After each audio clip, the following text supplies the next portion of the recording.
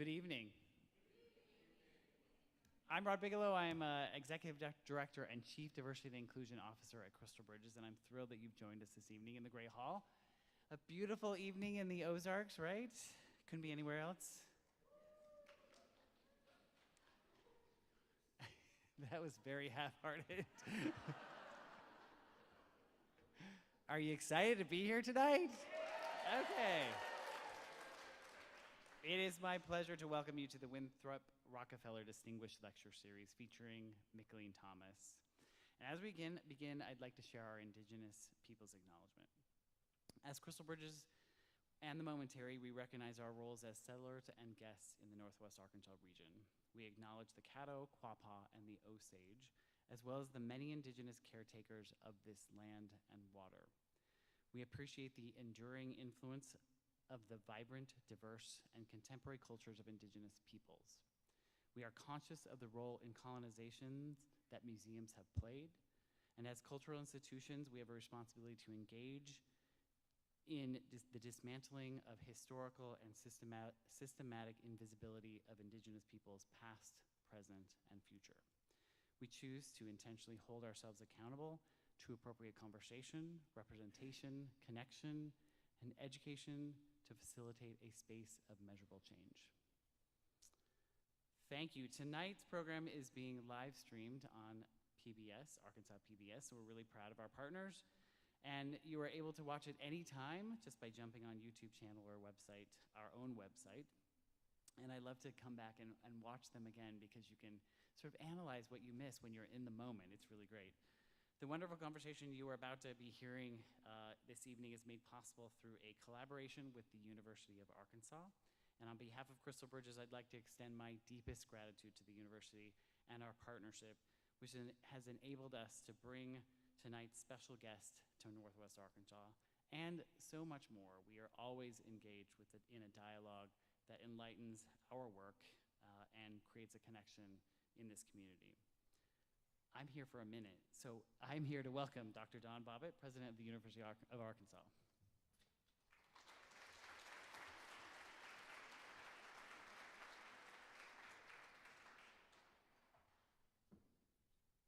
Well, thank you and welcome everyone. This is a wonderful evening for us, and it's been a very long time in planning. A little pandemic got in the way of our plans when we first started this, but I'm just thrilled that tonight it's coming to fruition. I want to begin by thanking Dr. Wayne and her team at the University of Arkansas for putting together this event, and our partners with the Crystal Bridges Museum of Modern American Art has been absolutely wonderful, and we very much appreciate it. As I mentioned, tonight has been a very long time coming. It was interrupted by COVID. But, you know, they frequently say that good things come to those who wait, and I think tonight will be a demonstration of that. I also want to give you a little history of the Distinguished Lecture Series. This is supported by an endowment, a very generous endowment. It was put together by the Friends of the late governor to honor his memory. The governor was one of his main philosophical bents was that a conversation leads to understanding, and understanding leads to good results and good friends.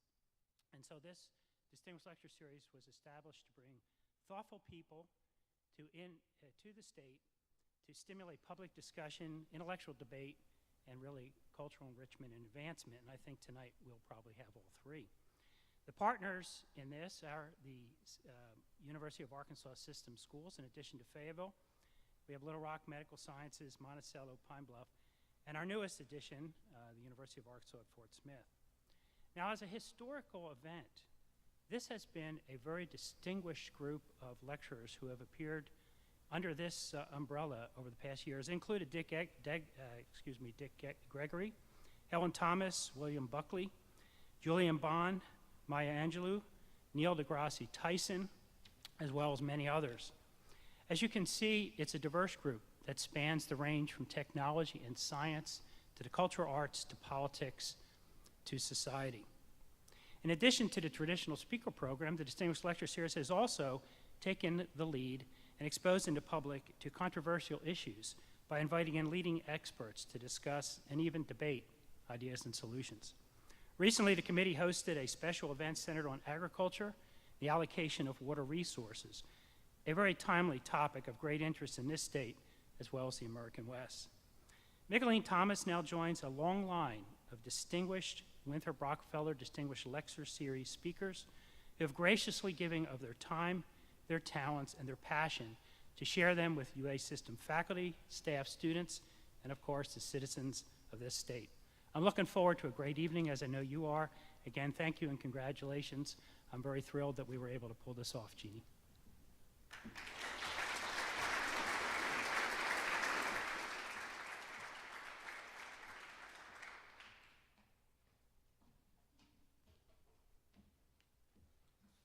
Thank you, Dr. Bobbitt. Good evening and welcome. Given that I may be an unfamiliar face to many in the audience this evening, I would like to take a moment to introduce myself. My name is Christopher Schulte. I'm an associate professor and endowed chair in art education and currently the interim director of the School of Art at the University of Arkansas. It is a pleasure to be here this evening and to have the opportunity to welcome our distinguished guest, Mickalene Thomas, as well as to introduce our moderator for the evening, Dr. Austen Barron Bailey. Before I begin, though, I would like to take a moment to recognize the individuals and organizations that have made this evening's special event possible. First, I would like to extend a special recognition to the Winthrop Rockefeller Distinguished Lecture Series, specifically the Winthrop Rockefeller Advisory Committee, several of whom are present this evening, Lisa Ann Rockefeller, Will Rockefeller, Micah Hester, and Jeannie Wayne. As the committee's representative from the University of Arkansas, Dr. Wayne played a crucial role in bringing Mickalene Thomas to us this evening. Thank you, Dr. Wayne. Additionally, I'd like to extend my thanks to Dr. Charles Robinson, Chancellor of the University of Arkansas, Dr. Catherine Sloan, Interim Dean of Fulbright College and Fulbright College of Arts and Sciences, as well as Carrie Banton of the African American Studies Program in the Department of History at the University of Arkansas. I would also like to recognize Rod Bigelow, Executive Director of Crystal Bridges Museum of American Art, and the numerous faculty and staff at Crystal Bridges Museum of American Art, the School of Art, and the University of Arkansas, whose time and energy have made this important event possible. Thank you.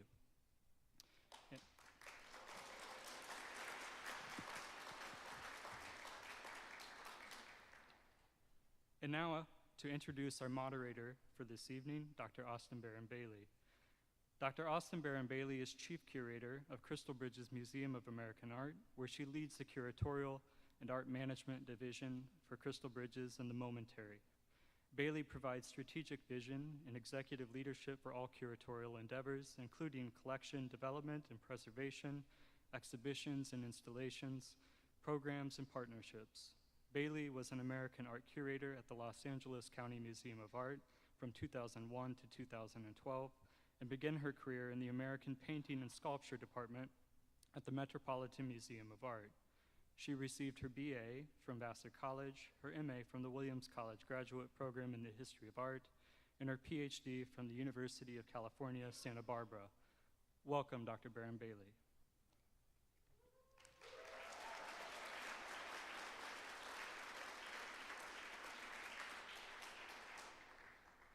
And now our distinguished guest and speaker, Mickalene Thomas.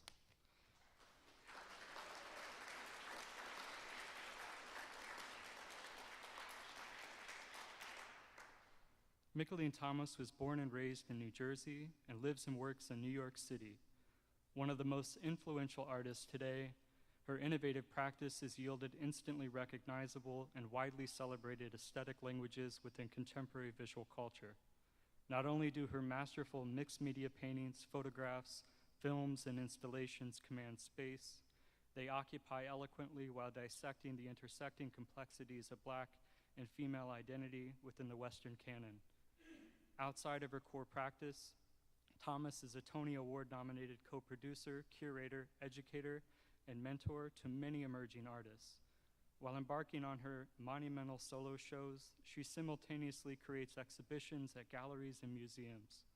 Thomas's work has become an undeniable force within the contemporary art world and an indispensable inspiration to younger generations of artists, including many from the University of Arkansas School of Art who have joined us this evening. Mickalene, on behalf of Winthrop Rockefeller Distinguished Lecture Series, the School of Art, the University of Arkansas, and Crystal Bridges Museum of Art. Welcome.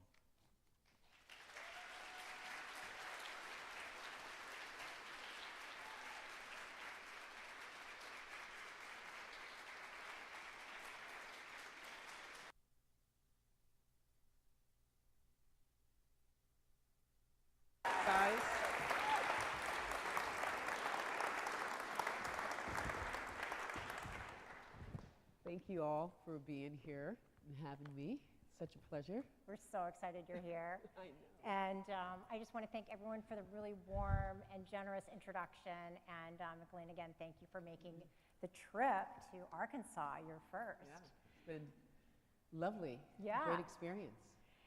Well, we're also really thrilled because we have a wonderful synergy in that our current Annie Leibovitz exhibition features a fabulous recent portrait of Mickalene by Annie Leibovitz. And we thought it would be kind of fun to start with that. But first, we're going to get it warmed up with a couple of rapid fire questions. Can we make the image larger? Yeah, for that's sure, yeah. We're going to be following along on this laptop. So we don't have to, There we stretch go. our neck. Yeah. But let's get warmed up a little bit. Let's have some fun. Get to know Mickalene a little bit. So, couple of questions here. Let's start. What's your favorite time of day? My favorite time of day is dawn. Dawn. Yeah. Love it. Early riser. Yeah, very early. It's one of the times for me where I can just have time to contemplate and be by myself before I get my daughter ready, before the day begins, before the chaos, before the storm. I love it. Well, how about a guilty pleasure? Ooh, guilty pleasure. Late at night. The opposite of dawn. The opposite of dawn, when I can't go to sleep and I watch some really bad TV, maybe The Housewives. I love that. Well, when you're not watching TV, what are you reading right now? Well, I'm reading two things. One, I'm reading All About Love by Bell Hooks. Mostly because I have a show that is starting in 2024 at the Broad, and the title of it is All About Love. And then the second is Octavia Butler's The Parable of the Sower. Nice. That's wonderful. Well, speaking of parables of the sowers, do you have a favorite season? Ooh, winter. I know that sounds kind of bizarre for some of you, but winter, being in the Northeast, from the Northeast, winter for me is because you can layer in just fabulous warm clothes. I don't know, it's just comforting. Yeah, And cozy. it's very cozy. Yeah. And you can be by a fireplace, and I just love the snow as well. Oh, that's amazing. How about a favorite color? One may think it's black, but it's not. It is blue. I like blue because of the sky, the ocean. It's calming, it's tranquil, and also it is a variation of many colors from turquoise to purple. And it's like, it's a sort of nice range. And I don't know, I look good in blue, but I always wear black, not blue. Nice. Well, you like But I your- have this blue lapis, so There you go. And a little bit in the glasses. yeah, my glasses. Yeah. What are you listening to these days? Ooh, music. I listen to music quite often. I listen to a lot of jazz. I like musicians who come from the world of jazz or personify that in their lyrics. So I started listening to this incredible Iranian Swedish singer called Snow Allegra, who I love. Okay, look that up, everybody. How about a favorite animal? Elephants, Ooh. because they have thick skin, one. They're one of the largest land animals, and their tusks are actually teeth, and their trunks can do many things. Wow, okay. And I like to think of myself as an elephant. Okay. Also, they're very wise, right? Isn't the memory of an elephant is very Memory- long? My memory is not that long. Oh, well. One could dream. It's really because of the thick skin. I love it. How about a snack? What's your favorite snack? My favorite snack is nori seaweed. Ooh. I love it. It's salty and savory, and it's good for you. Yeah, okay, great. Okay, this is my favorite question. What is your go-to tool in the studio? What do you reach for first? Scissors. Ooh. I love scissors. I have a collection in a full range of different type of scissors that can do different cuts. Because scissors, depending on the blade, they can do different type of cuts. Oh, yeah. So I have ones with small handles, made from different parts of the world, from Japan to Germany, and just different blades and handles, and big ones, Oh, wow. shears. So they're Cool. fun. I love Speaks scissors. to the Yeah. collaging. I don't think you see any there, but they're usually on my table. And I'll grab one depending on the size of the cut or composition I'm doing. Amazing. I love that. Not what you expect sometimes for a painter. Okay, you've just spent yesterday at the University of Arkansas. We had time today to go in the galleries. What Yeah. strikes you about University of Arkansas and Crystal Bridges? Well, one of the things I could say that really strikes me is the incredibly beautiful intersection and use of the nature and architecture with both spaces, which Yeah. I find really incredibly refreshing, Yeah. especially here at Crystal Bridges, a way of seeing art, like this indoor, outdoor, natural light that comes to the spaces. It's rarely you see that in Yeah. museums. I think it's really special. It is. And the School of Art at UARK is just, what struck me is the common spaces for artists to have for themselves moments of contemplation in groups or siloed, which I think is very special. It's needed. That's wonderful. Great. Well, thank you for indulging some kind of get to know you Some questions. like but I think, icebreakers. yeah, little icebreakers. Little- But I think actually I'm surprised she wasn't as cheeky as she could have been. I know, right? Could have gone in some different directions. But I think also the photograph by Annie is a great way to give us a window onto Yeah. your practice. What's it see. like to see this now? What do you think Annie captured about you? That I'm all over the place, maybe. That there's many things happening in it. One of the things I really like about this photograph is that one of my mentors is in the background, Carrie Mae Weems, in a photograph there in green. I photographed her for T magazines for the Greats, and that was the image. And then there's some resource material on my collage table for actually the painting that is here at Crystal Bridges, Resist number 3. So, and then to the right, there's a little peek of this painting that had started during that time from a series called Tête de Femme, which is an abstract series that not many people have seen. So it's a little insight to a process of resource materials that I keep on my wall for inspiration, and just stacks of photos and things and materials that I can pull from. Lots of tape. I don't know. It shows a little about what goes on into when I'm making something. Yeah. I love the dynamism of your pose, too. You're like Yeah. stepping towards Yeah, all with this one shoe on. imagery. I don't know how one shoe, maybe I didn't want to step on some of the paper that, I think, I remember her having me do that more than once. She really liked could that imagine. gesture. Yeah. I could imagine. That's fantastic. So our next image takes us back a little bit to actually my first experience of your work, which is unforgettable. Okay. I was walking down West 53rd Street in New York, headed towards the Museum of Modern Art, and there in the window of yeah. the Modern Restaurant was a 24-foot long, 10-foot high painting installation Yeah. of Le Déjeuner sur l'herbe with these incredibly glamorous black women. What we're looking at is the source image for Yeah. the work.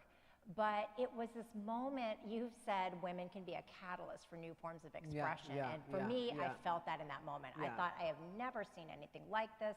The beauty, the bling, the pattern, I recognized instantly the Manet. So tell us a little bit about how this work came to be. And I guess what you see right now is just the progression of maybe how it was made. Yeah. Wow, that was 2010, Yeah. I believe. I was invited by Klaus Biesenbach at the time, who was the curator of the photo and film department at MoMA. And he initially invited me to do a mural for MoMA PS1, which I think was in one of the other images here. And when he invited me to do this mural project for MoMA PS1, he wanted me to do something site-specific. And so he invited me to MoMA, to the sculpture garden.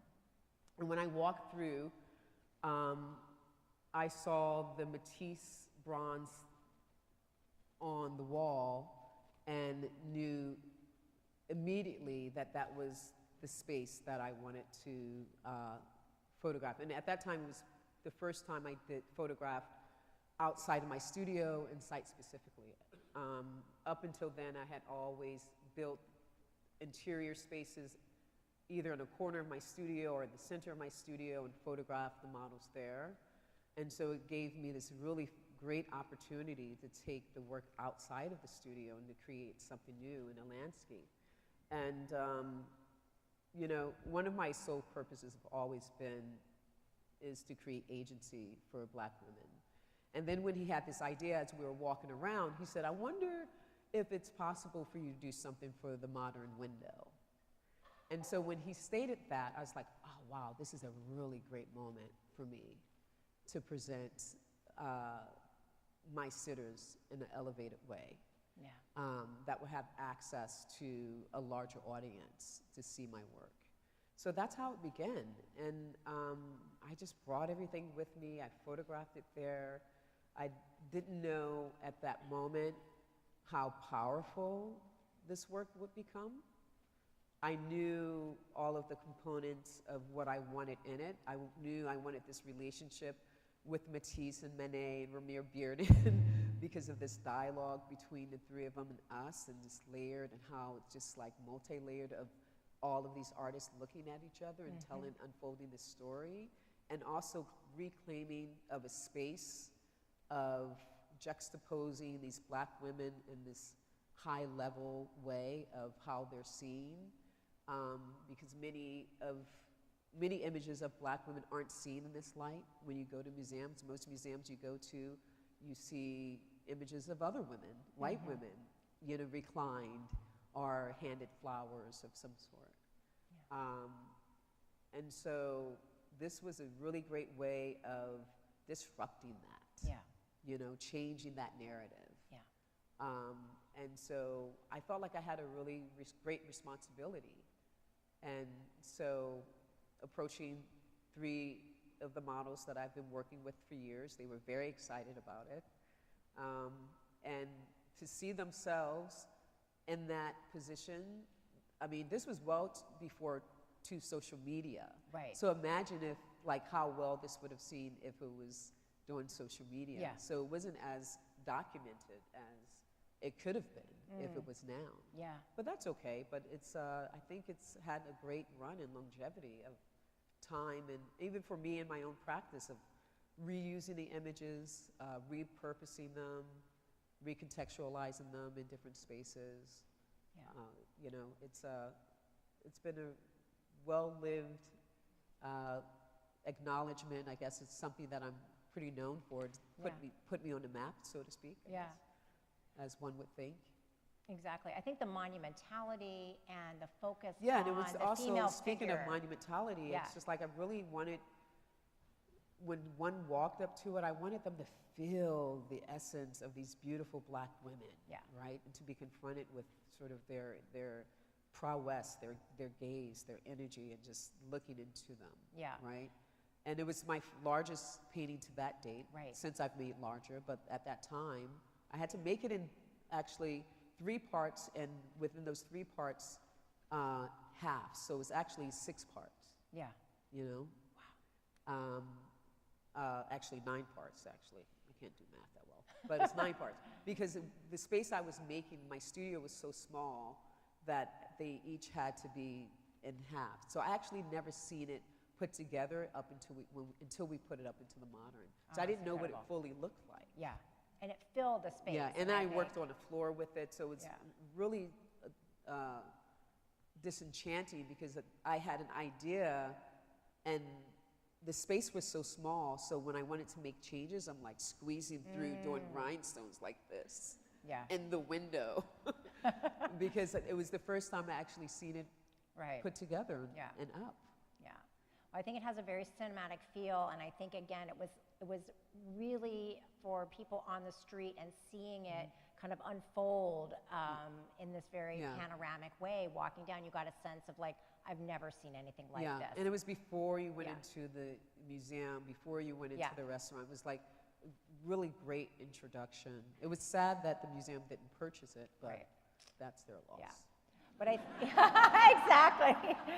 But I think They want one now. and Yeah, I bet so they do. I bet they do. Mama's crying about it. Yeah. Well, this one is across town in Brooklyn. This is a little So taste Brooklyn outside Museum of love. stepped up and showed them how Yeah. it works.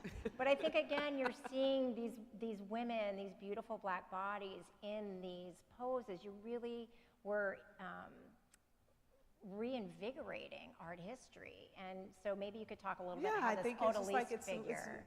like I think being an artist is for me a radical position anyway, and so radicalizing it even further by putting these black women in these iconic positions that often are idealized by white women is really changing the narrative, right? And so for me, it was very important because throughout my studies in Pratt and art history, I wasn't seeing myself, and in order to learn about my own art history, I had to take a separate art historical class, which didn't make sense to me. The timeline was off. I couldn't understand why the discourse of those conversations were compartmentalized and separated.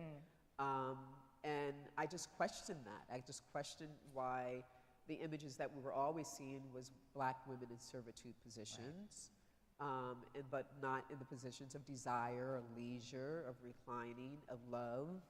And so I wanted to sort of figure out what that would be like if you take the Western canon, take these discourses, and disrupt them in a way by putting these black bodies in. And so when people see themselves and they're aligned in conversations with those particular notions of beauty, Right. that they also see these. And so what I love about it is that when you Google someone like the Manet or the Grand Odalisque, these come up in the conversation. Yeah. And that's pretty wild, Yeah. right? To think about our platforms of social communication. Now, Google is a huge, big thing, how we find our information and how we sort of, provide context around that. That you Google, Guernica, I come up. I love that. So that's another sort of disruption Yeah. that excites me I love within it. history. It's not as singular It's anymore. not singular, and it Yeah. shouldn't be. I mean, there's, Exactly. but there's a lot of joy in working with the women that I paint. Some of them are family members or friends or cousins or lovers, and and so really wanting to put forth this energy and beauty of the everyday woman that I experience Yeah. and see in life. Yeah. This is a portrait that's now in the Art Bridges collection. Can you tell us about her? Well, this is Kuskaza, who's one of my first models and friend.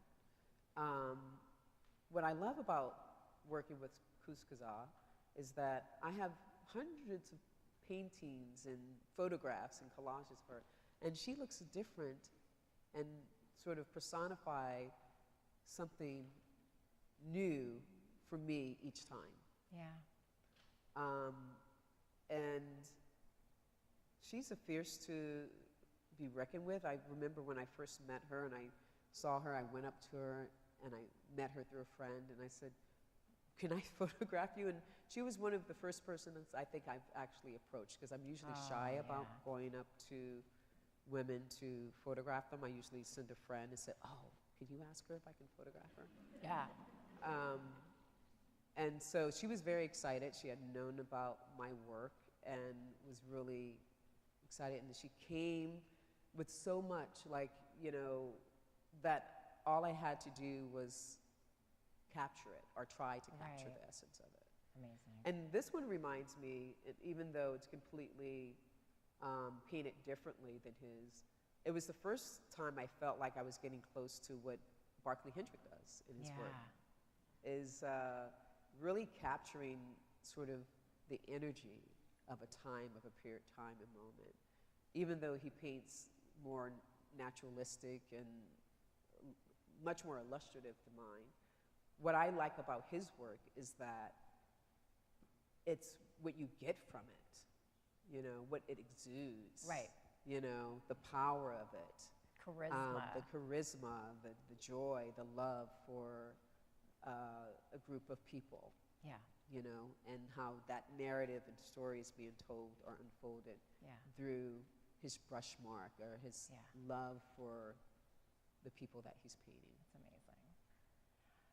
Our next slide that's coming up is actually another déjeuner sur l'herbe that you did last year. Yeah, this one was a And, little, yeah. a little more prescribed. It was for a particular show at Jeffrey Deitch, I think a couple of years ago, maybe 2021, maybe 2022. It's blurred. But around Manet, and he really wanted me to. Oftentimes, people. I mean, I could make this painting over and over. I could just Right. only make this painting if I wanted to. Wow. I mean, I'm asked to recontextualize it so much. I think many museums wish they had the opportunity of having this particular painting of mine. I guess one could think that way, if there was one painting you can make for the rest of your life, this would be it. Wow. And so thinking of that, and oftentimes there is a resistance to that because I don't want to be boxed in. I don't want to be known only for one thing, Right. one note. But also I take it as a challenge and opportunity to see what is that painting like today with Yeah. a new set of sitters. But also Cuscazar is always a part of that Yeah. conversation. But also start bringing in other motifs along. And I think this one is layered with an etching from Picasso's Le Déjeuner. He did a set of etchings, Picasso, around Le Déjeuner. And so I wanted, in just thinking about sort of the history of this particular painting through time, Yeah. and also going back and looking at Matisse Le Déjeuner, or Mir Bearden's Le Yeah. Déjeuner, you know, Jacob Lawrence, so this, you can do a whole show around just this painting, Yeah. which that's what Jeffrey Deitch was Right. doing. And so I made this particular piece, which integrates a lot of different techniques that I've been working with that speaks to the way in which I make paintings today through collage, photography, and silkscreen. Yeah. So it was a really great opportunity to see how those techniques can be applied to this new concept Yeah. today. I think it's also really exciting to think about the ways in which you as an artist and artists broadly can return to these almost like core texts of art history. Yeah. The déjeuner sur l'herbe, the picnic on the, the outdoor picnic has been done by so many artists, and it's this Yeah, like kind Renee of Cox, there's cornerstone. Yeah. Renee Cox, there's, Yeah. Cecily Brown, Yeah. even Jeff Koons. Yeah. It's like, it also, I think it creates a kind of community and conversation with art history across time, and even within your own Yeah, practice. but also it's like social political, like how do we look at that particular image and some of the problems it may have, but Right. also how do we move it forward? Yeah. And I think it's also interesting that you made a deliberate choice that not to include the image in our PowerPoint, because it is something that is almost becomes part of our memory. If you're in the art world, if you're not, you can Google Manet. And it doesn't need to be that Déjeuner didactic, sur l'herbe. It you doesn't know. need to be that literal. So I encourage you to look it up if it's not a familiar image, and you'll see Yeah. how it has become something that artists And then see how see many as of a mine touchstone. come up. Yeah, and see how many of exactly come up That's it. So tell us a little bit more about your approaches to collage and how you construct these images. This one is Shanique Now I Know from 2015. Yeah, Shanique Now I Know. I mean, collage has always been a way in which I try to make sense not only of my concepts, but formal aspects of how I'm making an image. It allows for me this freedom to just think and play, but also let go. And I often think about my collage and the process of that like jazz, you know, and think of what, you know, there's a great art historian and curator that I like, Mark Seeley, talks about jazz being that space which is disruptive and unanchored, and where the process is of unlearning and reprocessing, of healing and revolutionizing. So I'm trying to think of that as I'm making things, of like, how can I be in the way of being the artist in the space of taking these ideas and concepts in ways in which I see the world and consume it and be observant of the world and absorb everything, but also take all of those theories and notions I'm trying to put in one piece, but also just letting it go. Yeah. You know? And so collage has always been for me a way of seeing, thinking, and drawing. Nice. And making sense of my own compositions, but also telling a story for myself more than once. And so oftentimes what I will do is make more than one collage of the same image. Nice. Until it feels right, until it speaks to something larger or feels like something I haven't made before. And I think this was the first time I think I juxtaposed a art historical image from an Ing painting as Shanique's legs. And I wanted to, oftentimes I like to bring forward some of the ideas that are within my work to the foreground within the painting or the process of making.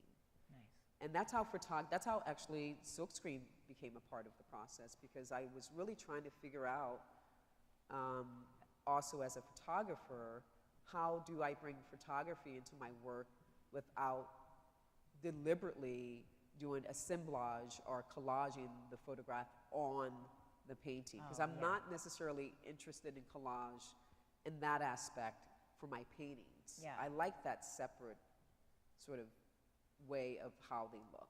Yeah. I'm interested in the illusion of collage within my paintings, and it being layered, so it feels like they're collage by the different tools and ways in they're painted, the techniques, whether it's tape painting in the edge of one form next to the other, or the gestural mark, or the rhinestones, or the flat planes of color, the space, or the airbrushing. Yeah. I think, do you feel that in composing those images that thinking back to jazz? I love this piece. This is a newer piece. I know. Yeah, this is a new one. This is from this year. Yeah, it's from this year. I squeezed that in. Oftentimes there are great paintings where I was like, oh, why did I give that away? I really love this piece, because it's like how I made it, and just such joy around it when you stand in front of it. It's just such power and grace, and just that, the mirror, there's elements to it that's just really in person when you're standing in front of it, where you're so captivated. And oftentimes I don't look at my work, I often look at my work and think that I'm making bad work. But I mean, I can look at this now and then I'm thinking, oh, there's something about it that I see I wish I changed. But that's always going to be within me, and I think artists do that anyway. But this is one of those paintings that I like, oh, I should have kept that for myself. Oh. Well, tell us a little bit more about that sense of captivation. I mean, you mentioned the mirror. What more could you elaborate a little bit on what is really important to you about this look work? how she's standing. She's owning the space, Yeah. you know, and Yeah. that's what it's about. It's like really defining and validating the agency of Black women, you know, and really giving them this platform that advocates for others, Nice. you know, and I think that's what's important for me, Yeah. is that am I providing within the way I make paintings a way to advocate for other women. Nice. And that's just as simply put. Yeah. I'm not trying to reinvent something new. I'm just really trying to insert and have people have new conversations and see us and Yeah. celebrate us and see the excellence of it. I love it. When I think to your point about this idea of the illusion of collage, you know, you are really inviting people to sort of look, not only be captivated by the image, but sort of come closer and try to figure out, you know, how's Yeah. it made, how's it constructed, how is she in there? Well, I love that there's a difference between when you see an image from the distance and up close. Right. And I think painting and just making art is really like a dance. Oftentimes when I'm in an artist studio or one of my students, I'm like, get loose, you know, dance with your work. You know, there's something about when you think of like the abstract expressionist painters, when you think about how they use space. And it was really about this gesture of the all over sort of like edges of how they're filling that space. And it was also about the landscape. It was really about their ego and monumentality. And so for me, I think about that in a sense of the performative notion and the physicality of it, of how one would feel. And when you get that expansive notion, when you're maybe standing in front of like someone like Jackson Pollock, you feel this expansiveness of it, not just because of the ways, but because it was like he was doing these gestures, Yeah. he was moving and dancing with it. And so oftentimes for me, it's the same way, how that push and pull, when you, from here to here to here, like these moments of what does one see and how does one interact with it. And so when you get up close, you start seeing some of the crustation of the rhinestones with the paint against what you think is a photograph, but it's not, it's an illusion. It's like, but is it a photograph? It's Right. a question, Yeah. you know? So it leaves a lot of open-ended. And so pushing that edge Right. and transforming the image enough to create this visual illusion. Love that. Painting to me is about the imagination. Yeah. And that's the beauty of painting, unlike a photograph, because photography we often take as an element of truth. Right. Because it's this familiarity to it. There's the artifice, there's things in photography that are manipulated, but often even with that manipulation, we believe it. Right. Right. This you might know? be. So I'm pushing that edge. I'm trying to find that middle Yeah. space between painting and photography. Yeah. It's a great segue to the next slide, which is some of the source imagery Yeah. with Jet. So let's talk about not only how you were going to take these images Yeah. and kind of, you know, push them beyond the bounds of this kind of Yep. seeming truth, but tell us about Jet. Why Jet? Well, I grew up with Jet. Why not? Yeah, exactly. Yeah.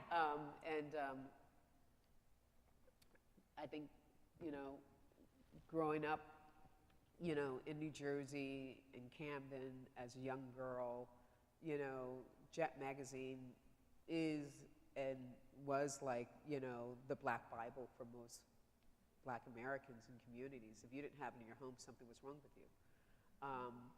But it also provided access to a larger world, socio-politically, celebrity, local histories, just like all of this information, there was like all these stories in it. And then it was this one page of the beauty of the week that highlighted, you know, and celebrated, you know, Black women. Right. You know, and they would tell a little thing about themselves and what they did. But then later, I didn't really discover and know about the Jet calendars until much later. And that was through Carla Williams, who is a photographer and art historian. And I started reading The Black Female Body by her and Deborah Willis, which is really about the black body in Western history and how it's looked at. The critical lens of how they're sort of like talking about how black body is used throughout history. And so once I discovered the Jet Beauties of the Month, I started really thinking about a particular black erotica and the importance of black positivity or body positivity, and sort of how notions of what women are doing to their bodies, there's this way in which how we see ourselves where we're always feeling the need to alter or do some beautification. But within these images of Jet Beauty of the Month from like the 60s to the 70s, there's some great love for women's bodies, for specifically black women's bodies, that showed the histories of just their life. You know, there's, you know, and some of the ones from the 70s, you can tell those who were mothers by the C-section scars that they had, or just, you know, stretch marks. And I thought there was something beautiful about that particular agency of like looking at yourself, and how there wasn't this erasure or filter for that during that particular time. And images of today where it's just so much filtering, there's so much of us wanting to be homogenous and look alike, this image. And so there's great joy of just like desire and love for these images, even though there's some, in some way, the notion of like whether these women had sort of the agency for themselves to be in these positions. I feel like some of them did. And there's something to owning that part of who we are, that it's okay to have this sense of sensuality and sexuality about yourself. And wanting to And pose. wanting that. And, you know, and I think a lot of it, I really started thinking about nudity versus being naked, mainly because I have a daughter. And maybe I would probably think differently if I had a boy, I don't know. But just watching her go through life and question and always sort of put herself up against others, because when people look at her, you know, made me start thinking about the importance of body positivity, of like owning that, you know, of like really wanting her to learn and see black bodies in all its form is really important. For these images, can you talk a little bit more about how you transformed the jet imagery or the jet calendar images of these ordinary women and installed just with a lot of permission. And, you know, because I am appropriating images, and they're archival images. There's something about archival images. It started mostly because of the pandemic, you know. I no longer had the access to photograph my models the way I had access to. And so when my mother died, she had all of these Jet and Ebony magazines that I had brought with me after I cleaned out her home. So I'm in my studio in Connecticut. It's COVID.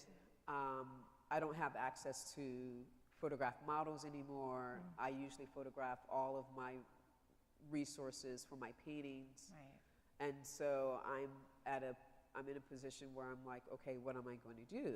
And so I'm looking around, and for me, when I'm just trying to figure out a new body of work, I just start grabbing images, old photographs that I've taken from my own resources, or, you know, pool of images, and start making collages. And so I just saw the stack of magazines, which were the Jet, and so I started scanning them in.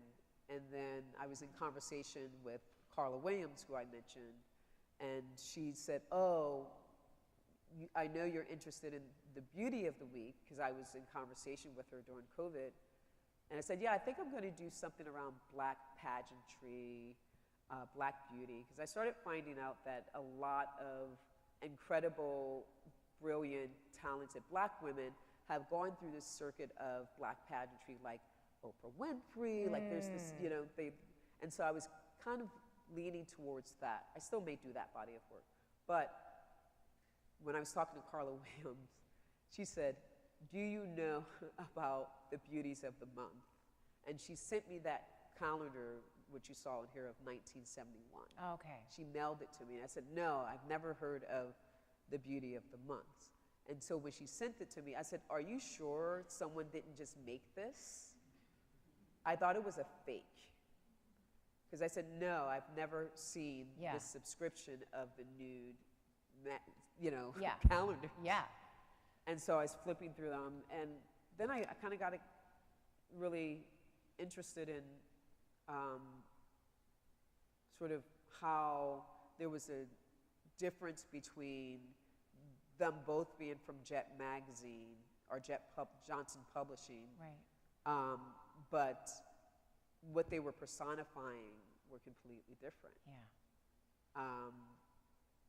One was really this validation of describing and giving agency to women by their name and what they liked and what they did, the college they went to, and then the other was just purely a month. Right. So I started creating these collages and really wanted to put forth these images as a sense of awareness more than anything. But these particular ones that you're looking at over making, I started these in 2020, but I think just after I cataloged them not too long ago, I've probably made at least 50 of them so far. Wow. And they're large collages. Some of them are as high as 72 or 84, 60, 72, and 84. And then I started thinking about them as photographic images. And so I've worked with Yancey Richardson. She's my photo gallery. She wanted to do an exhibition around these works. I didn't want to do just basic collages, and so I was talking to her about presenting them as photographs, but I wanted to push how they were seen in photography. And by, when I say seen, another way of executing them than just printing them in photographic paper. So I learned about a new technique for me, which was dye sublimation, and that's a way of printing. It's a heat transfer that you can do on like any substrate. And I love that because it was still staying within the language of photography, but it was really moving in the space between photography and painting. Right. So these are actually cutouts. They're each printed, each section is printed separately on aluminum. And then they're cut with a laser cutter and then mounted separately. Nice. And so they're quite large, and me doing my sort of gestural mark on there on them. to get the layers. So tell us a little bit about the ways in which you've been creating installations Oh, the spaces. for these works and the spaces to create a kind of environment for the viewer. I guess, I don't know, this is kind of a funny question. I don't know why. But I think, I don't know, how do I want to start that? I think the spaces come out of building the sets in my studio, really. Okay. And not really thinking of these spaces as their separate body of work. They were just more an environment for me to photograph my sitters. Right. And not until, I think, 2006, the Luggage Store Gallery in San Francisco invited me to do an installation. Daryl, who runs the luggage store, came to my studio, and I was very excited that they were coming because it was going to be a show with me, Titus Kaffar, and Mark Bradford at this really small space in San Francisco called the Luggage Store Gallery. And when he came through, I'm very excited showing him all of this other work. It's like, yeah, this is what you need to show. This is what I want to show. I'm showing with Mark Bradford. This is what you need to show. And he was like, what's this? And I was like, oh, that's nothing. And he goes, no, Mickalene, what is this here? And I said, oh, that's just an installation for a photo shoot I'm about to do tomorrow. And he goes, you do all of this for a photo shoot? I said, all of what? He's like, you build this entire installation for a photo shoot. I said, yeah, because, you know, wherever I position her, I want everything I want in the image right there. Yeah. So if you turn here, just moving around, and I want her to feel like she's in this domestic environment. So it was so elaborate where it's like the couch, the wall, you know, the plants, the rug, like everything. And at that time, I was upholstering myself. I was taking fabrics that I've collected from my grandmother's house and old furniture and upholstering and doing the drapes and doing the wallpaper. And so it's very an act of labor of love and just, you know, kind of crazy. But for me, these environments were really important. And they started out from when I think of memory and time and space of my own personal narrative and looking back into these environments of how I grew up. I started collecting these old Polaroids and images, and so really wanted to recontextualize these spaces. Yeah. And use them as environments for the sitters. Nice. But I never thought of them as their own bodies of work. They were never meant to until that moment, until he invited me to the luggage store. And so I reinvented the space at their gallery. Okay. And that was the first time stepping away from it, separately from using it just as an environment to shoot in. Yeah. That I saw it as something really powerful and immersive. Got it. And so now these spaces for me is a really way to invite people to interact and engage with the work as a way of slowing down and being with the work. Yeah. And really looking and seeing. Yeah. And I got that, I guess, looking at how throughout the museums there was always, in particular paintings, you would see maybe like a Rothko. I always questioned how there was like a chaise lounge or something to sit on in front of a Rothko. And then I started reading about Rothko, of how he really thought of a way for people to engage with his work. A way for one to just be centered and be with the work without moving quickly through. Yeah.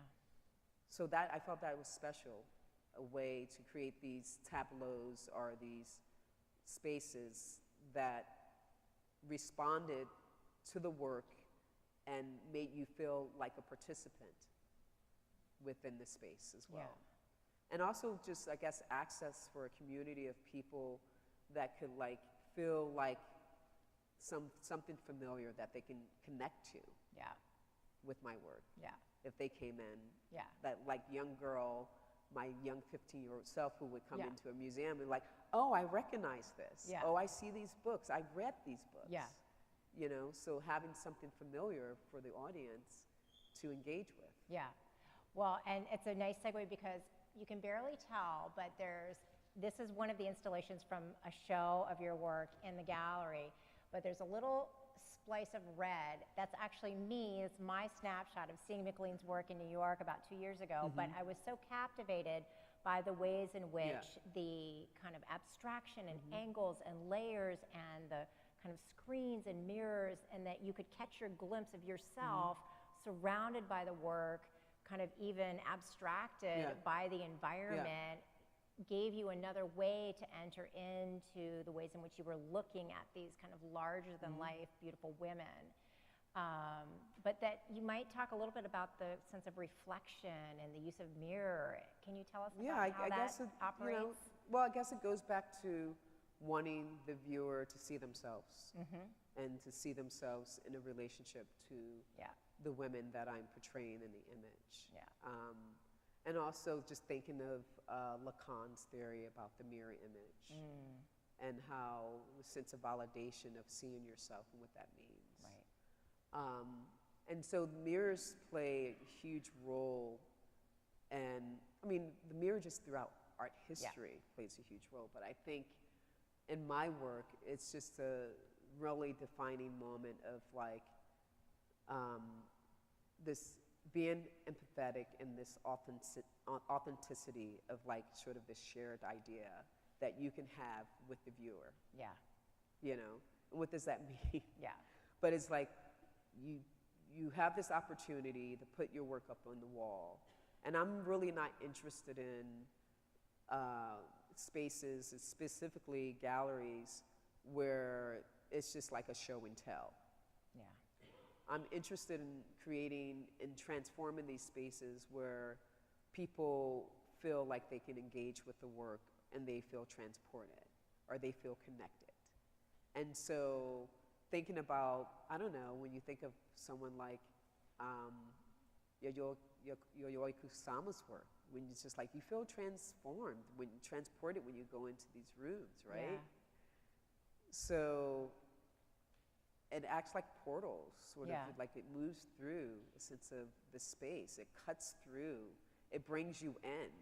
It makes you a part of it. And I'm always thinking about my work being very as immersive as possible. Yeah. And expanding the community of sort of my work Yeah. beyond just myself. Yeah. Like, okay, how can the viewer be involved? Because the viewer really does complete the work. And I think we often, I don't make the work for the viewer, but if I'm going to put it in a space, then it's my responsibility to think about how the viewer is going to engage with the work. Yeah. I love a couple of things that you said. We've got the slide up now showing 3 paintings from your Resist series, including on the left, the one in the Crystal Bridges collection. Yeah. But you talk about the works as portals. Yeah. You know, to other ways of seeing, other ways of being and posing, but also to history. Yeah.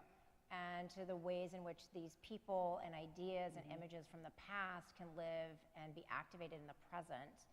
And I think it would be great to just to hear you talk a little bit about this one, Guernica Resist number 3 in our collection. We could show just really quickly the source image. Yeah, there's a couple of from resources. Picasso. There's Picasso's Guernica. The Guernica. There is and then we have the, I think, the Little Rock 9. There we have Charles Moore's picture of the Alabama image where, I don't know if it's here, where the young man's being ripped And you can see of that his clothing by famous the image on the left of the screen. Yeah. German Shepherd. We have the image of the new Black Panther Party there. And then we have just elements and other resource images from Black Lives Matter. Some of the marches and protests and stand-ins and talks. Yeah. And so for me, it's just really important, just thinking about, this was, this body of work was really started well before George Floyd.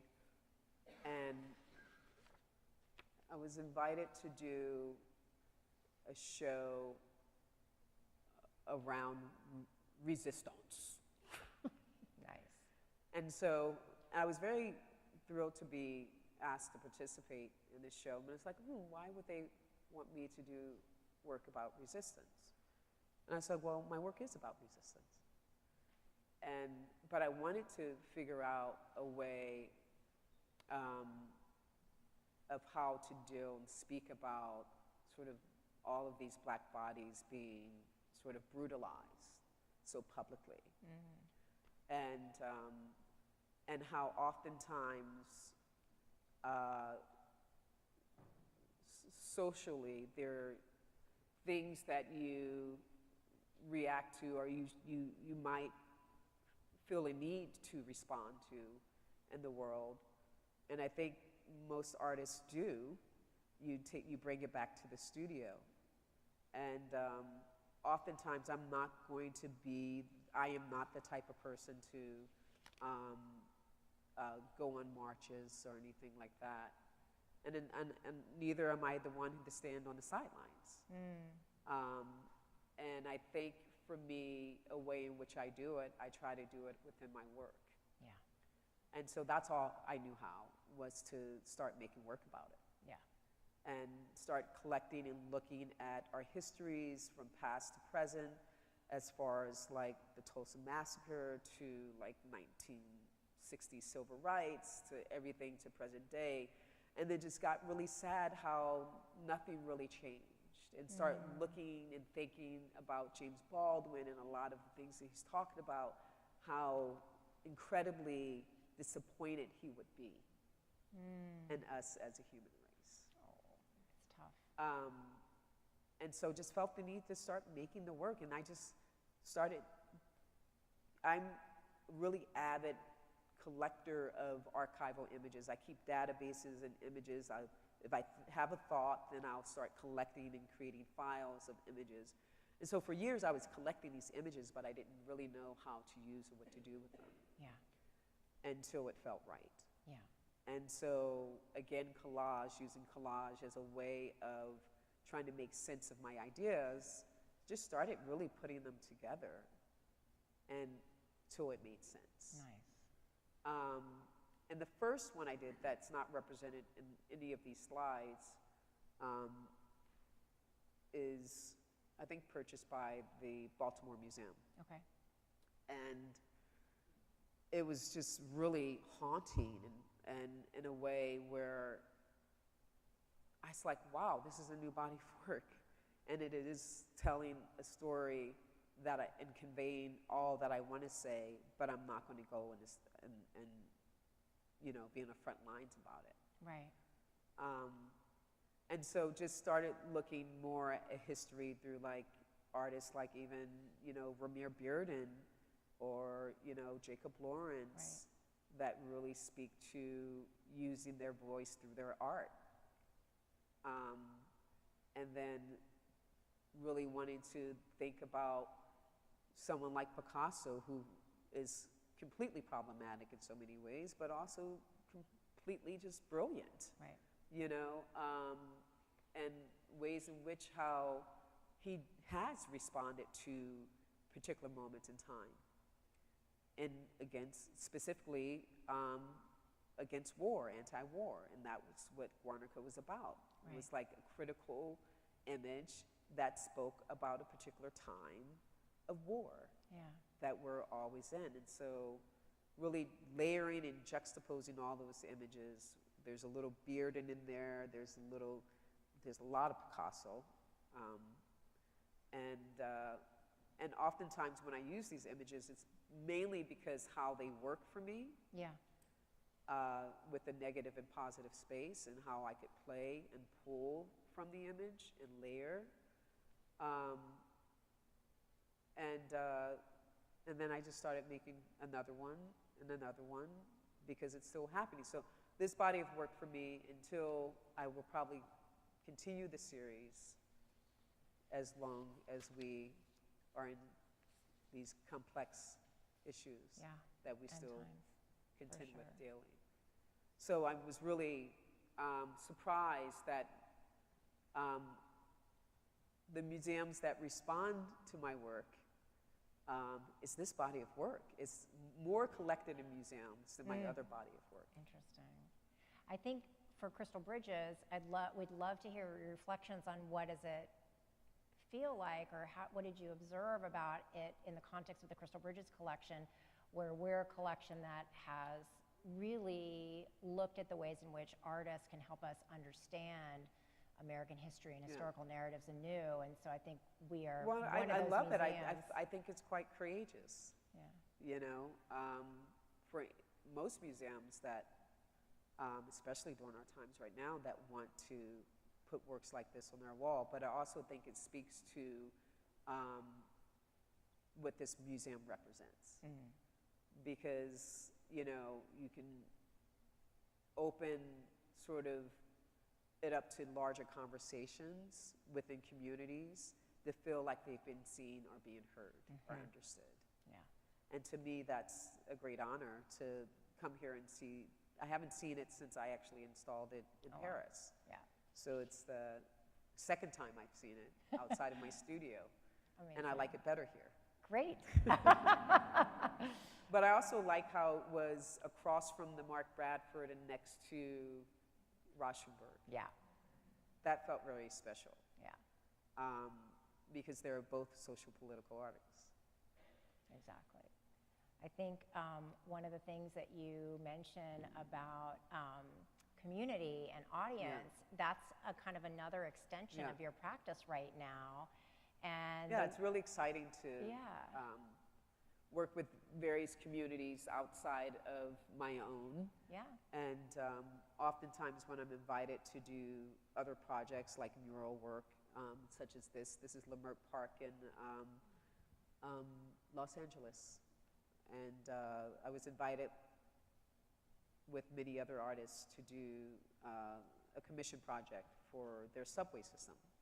And this was a new subway line that was going from Leimert Park all the way to LAX that they were creating. And so when I was invited, oftentimes when I'm invited to do a project, I like to go to the site itself and get a sense of the environment, get a sense of the community, get a sense of what the needs are, get a sense of what they want to see every day. Talking to the people, engaging in conversation, finding out what they will be proud of. Yeah. And so while I was there, it was really the sense that I got that it was really about a landscape of them seeing the fact that there was this great opportunity for this subway line that was being brought in to this community that would be the first for many that would be able to travel to different parts of LA, you know, with the means of access on this subway line from Leimert to LAX, which is quite far. Yeah. Because Leimert Park is an incredible African-American community with great history and heritage, but it's like most of these incredible communities have gone through some hardships. Yeah. And so it's redeveloping, it's fantastic, and the image itself is really highlighting all of sort of the way one would journey through and what they would see throughout the subway line. Wonderful. As they're connecting to As other they're parts of the city. connecting to other parts. That's wonderful. And this is another public work of art at Yale University. And this is celebrating the legacy of Pauli Murray. Pauli Murray, who's an incredible, extraordinaire shapeshifter, innovator, and she's one of the first non-binary women at her time, the first to speak about sort of relation to gender issues and how she represented herself, or they. I mean, she was using they in these terms, pronouns, before many of us have. And the first to have a museum in her name at an Ivy League school as an African American. Yeah, which is phenomenal. And so when I was invited, I have a incredible relationship with Yale University, and so through, again, Bernard Lumpkin, he really advocated for me to present this mural to the college.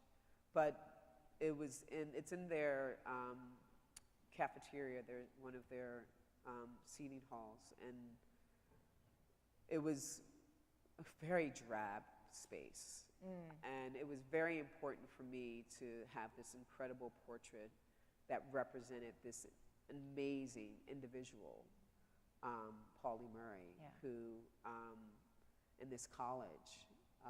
And it was such an honor to do it, and it was a labor of love. I think it took about 5 years in the making. Again, due to the pandemic and other resources at the time. but we were able to get it done. Yeah. And I think what it shows, I mean, I will admit, I had not heard of Polly Murray if it hadn't been for your mural. Oh, wow. And so when I think about the fact that you are bringing history to life, and you have a named scholarship for you at the Yale School of Art, so teaching is really an extension of your work in such an important way. And so I didn't know if you wanted to comment a little bit on that, or we can conclude with the beautiful last image. What's this? Oh yeah, that's the Tracy Norman. Yeah, yeah. I love this image of Tracy Norman. She is a trans woman, and Tracy Norman here, she's a trans woman, and she was one of the first to be on the cover of Essence magazine as a trans woman. Oh, well, I'll take that back, incorrect. At the time, she was not out as a trans woman. She was actually outed by the editor at the time. I think it might have been Susan Taylor, who was the editor-in-chief. And not because Susan was being a bad person, because she's not. She was an incredible person. It was like people, it was just more, I think, out of surprise, not knowing, and then finding out. I think internally the story is from one of the makeup artists or something conveyed that, oh, Tracy is actually a man, and then it was this upheaval, and sort of unfortunately Tracy modeled for many years, and then she did not. Oh. So Tracy Norman lives in Newark, New Jersey. I am from Newark, New Jersey. I lived there, my mother lived there for years. That's where she passed. That was the last place she lived. Newark Museum was one of the first museums as a kid that I went to, and as a kid would go for after-school programs. And the first time I was really exposed to art. Yeah. And so when the Newark Museum wanted to commission me to do a painting, they thought no better to celebrate, you know, this incredible individual, Tracy Norman, who lives in Newark Museum. So Tracy came to my studio. She's beautiful and fabulous. I was very nervous and shy because it's like, how do you personify this woman who's always already celebrated? Yeah. And I think she loved this piece.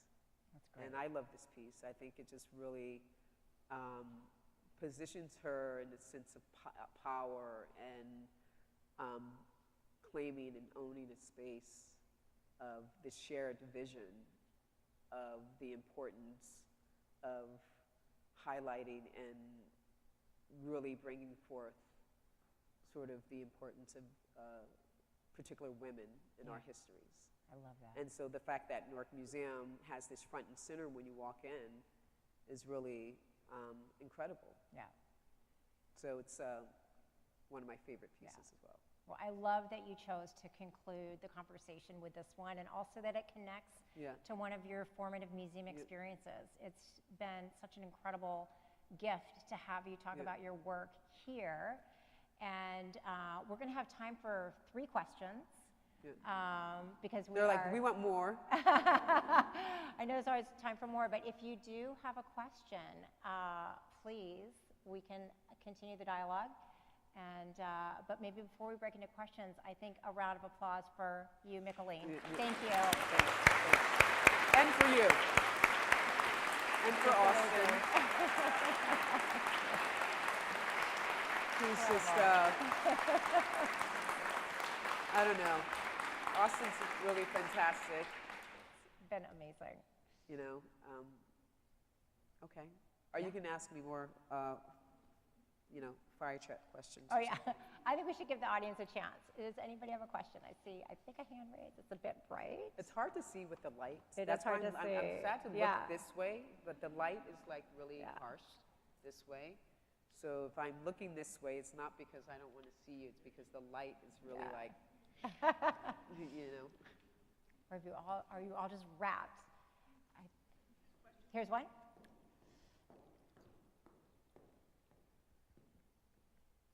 I think that's here. thank you for being here. I really enjoy this. As a little girl, did you dream of yourself as being a disruptor in the art world? I dreamed of myself being a disruptor, but I didn't know if it was going to be in the art world. I knew it was going to be somewhere.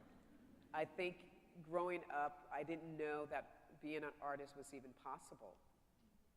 I grew up around many artists in my family, but we didn't call them artists. They just made things. I have an incredible uncle, my Uncle Chuck, an amazing illustrator.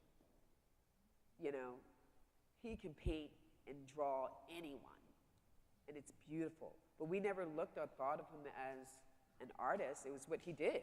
It's like Uncle Chuck drew your pictures, you know, and he drew them well, you know. You get Uncle Chuck to draw you know what I mean? That was the thing. And then, so I didn't even know the word artist, you know. This is what Uncle Chuck did. He just drew. And so it wasn't really until I was living in Portland, Oregon, surrounded by many incredible artists at that time, and I saw Carrie Mae Weems' work at the Portland Art Museum, that I really understood that there were contemporary female artists, because it was the first time seeing in a museum, you know, the artwork of a contemporary artist like Carrie Mae Weems. And these it was the Table series. Yeah. And I think you guys Yeah, have in the that Crystal series Bridges here. collection. And it was the first time for me seeing myself in work. Seeing something that resonated or was so familiar of who I was, of a black family around the table. I didn't know one could do that in art, could tell their story and put it forth like that. Art was to me something else. It was something that, it was a talent you can have, but growing up in most Black and Latinx communities is like, being an artist, really you want to do that? That don't make no money. What? How are you going to survive? It's like all of these other notions around it. So I thought it was something that I could do for fun or a side thing and have. I knew I would always be involved with the creative, or being creative or creativity in some way, but not as an artist. So I never really believed that I was an artist until probably like 10 years ago. Because for me, I always had a job, because it was always that kind of thing in the back of your head. Like even when I applied to undergrad, I did art education and I did interior design, because I needed to have sort of, I needed to make sure I had a job and art was secondary. So the notion of being an artist was very foreign to me. It didn't make sense. That was, as you will, with, you know, bohemian, or if you didn't want to have money or have success, that was just something that other people did or you've seen. And I really didn't know that people went to school for art. That was strange. I didn't know you can go to school to study art. I didn't enter Pratt until I was 25, turning 26. So when I was an older undergrad student who worked at a law firm in Portland, Oregon at Davis Wright Tremaine, because I was at Portland State studying theater and pre-law until I switched into art. Wow. Changing a path. So now I can say I'm an artist. Yes, you can. Sometimes.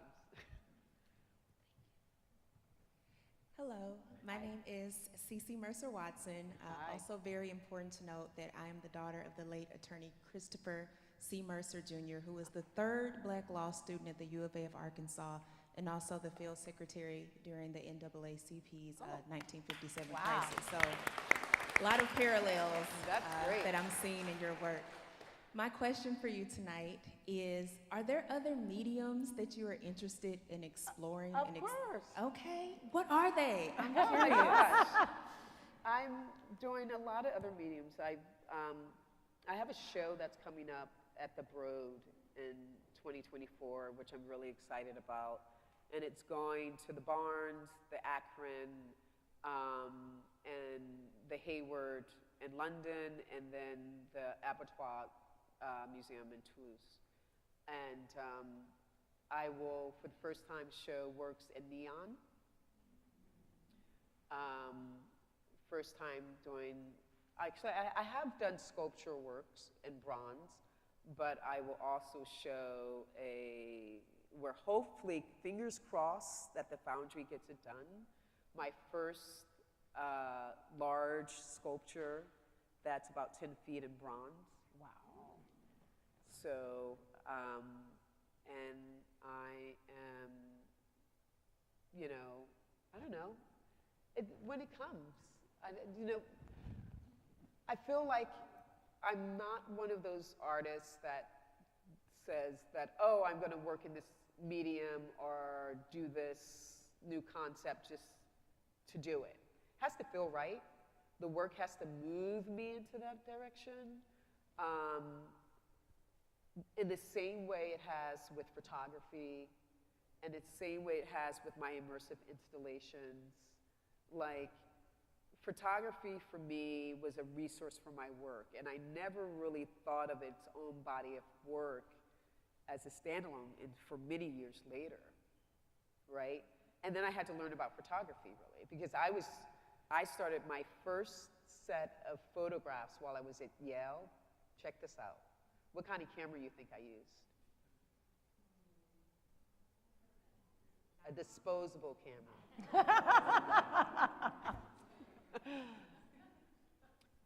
I used this, so my earlier photographs, my thesis show photographs were shot with a disposable camera, a 35 millimeter disposable camera. Why disposable cameras? Because in my family, we didn't own cameras. We went to the grocery store, we got disposable cameras, we traded them around, we shot. So I couldn't afford a camera. And so I was taking a photo class with David Hilliard, and he said, well, if you were going to photograph, how would you do it? I said, I would go to the Wayne Reed and get a disposable camera and take my pictures. And he said, well, then that's how you're going to take your pictures. So for me, it falls into a way of making out of necessity, out of circumstance, out of just like my own history, my learned history, and pulling from that. So it's very personal in a lot of ways. I never separate it. So if it doesn't feel right, I'm not going to make it or work in a medium just because it's there. Printmaking came about the same way. Silkscreen came about the same way. The reason why I use silkscreen in my work is because I started these incredible print projects with like Doran Press, Tandem Press, Brand X, and I was making my work in a way that I wasn't making them in my studio when I was doing prints.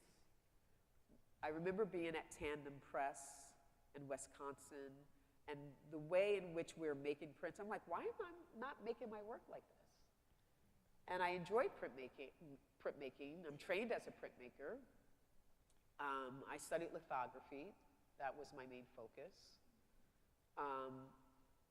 And I wanted to figure out a way in which I was making the prints as the same way as could make my work. And so that's how silkscreen became a part of it, was that practice and process and collaboration with these printmakers.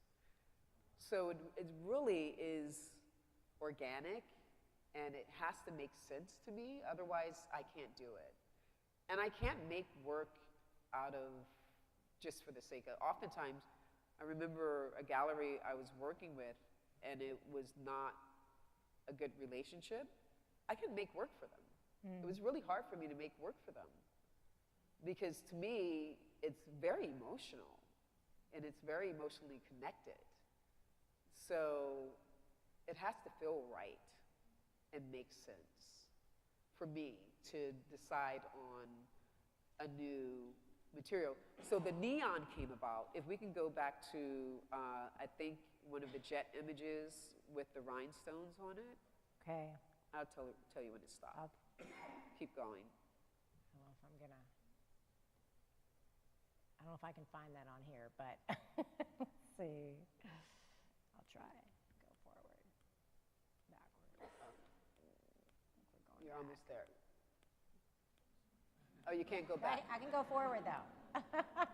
Just Megan, can you help scroll me? down. Well, Anyway, we remember. anyway, there's There the we go. gestural lines on it. There we go. This one one, back. yeah, This one. This is this Great. one. So you see the gestural lines that mimic sort of the composition again. I always wanted to work in neon, and I think I was in my studio, and the way the light was in my studio was flickering on this piece, and I started to see the lines sort of flickering, the rhinestone lines off the painting. And I just said to myself, I know what to do with neon now. Nice. It was the work. I started looking at it. So all of my neon are these gestural, figurative marks from these paintings. So it's the drawing line of these figures. And they're large and beautiful. And so, and for me, working in neon, it's like this language that's related to erotica as well. It's sort of like how you see these images, the light, and so I'm intrigued by it and see how they will come out. But that's sometimes, I think artists need to listen to the process and the creative act within their studio that happens by happenstance sometimes. Amazing. That's a real thing, Yeah. you know? And you have to listen to the materials, you have to listen to the process, you have to think about what that means and how it will tell you what to do. And a group of my friends, we always say that if you're not good to your work is not going to be good to you. So even if it doesn't make sense, just push through. I always said, just push through. Yeah. Just keep trying over and over again until you have something comprehensive for yourself. I love that. I think we are actually at time. Okay. And But there was one more Was there question. one more? Okay, one more. Yes, one more. Sorry.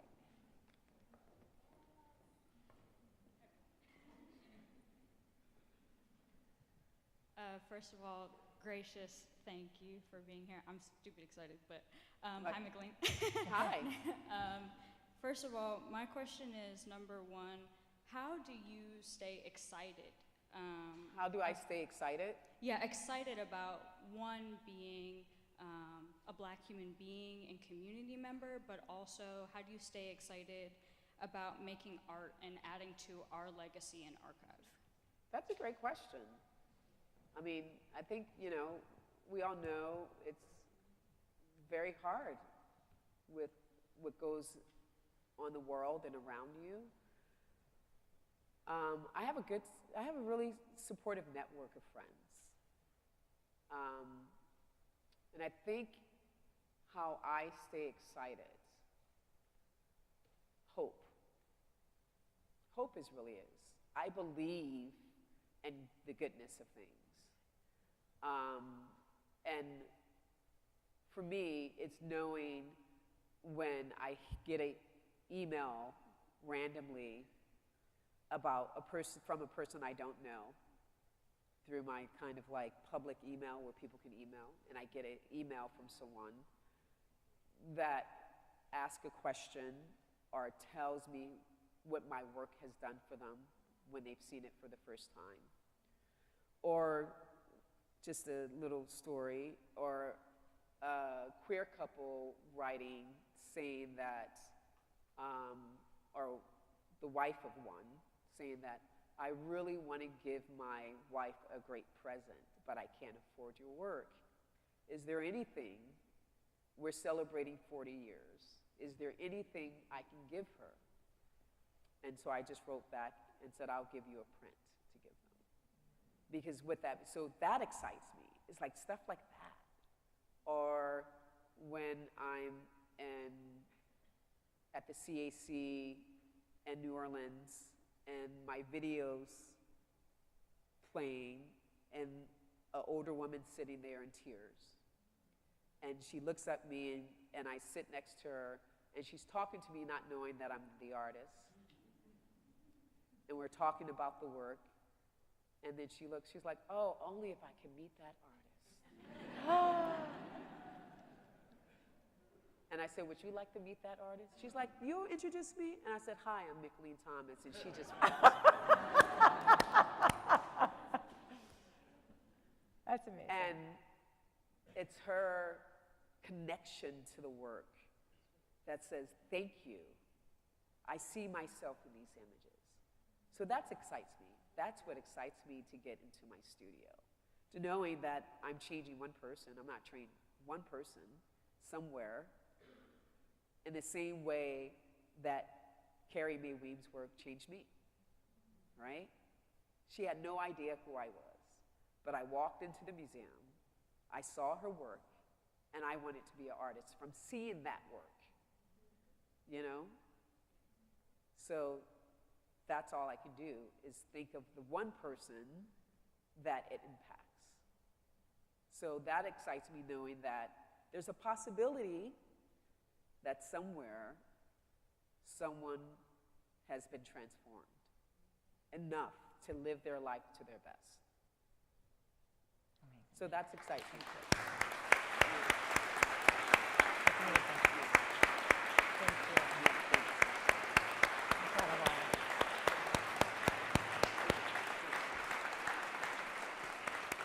Thank you again, Mickalene. Thank you all for your incredible attention, the wonderful questions. We're so thrilled to have had the chance This is to really talk a pleasure. with you. Thank you guys for Thank such a you. great welcome. Thank you so much.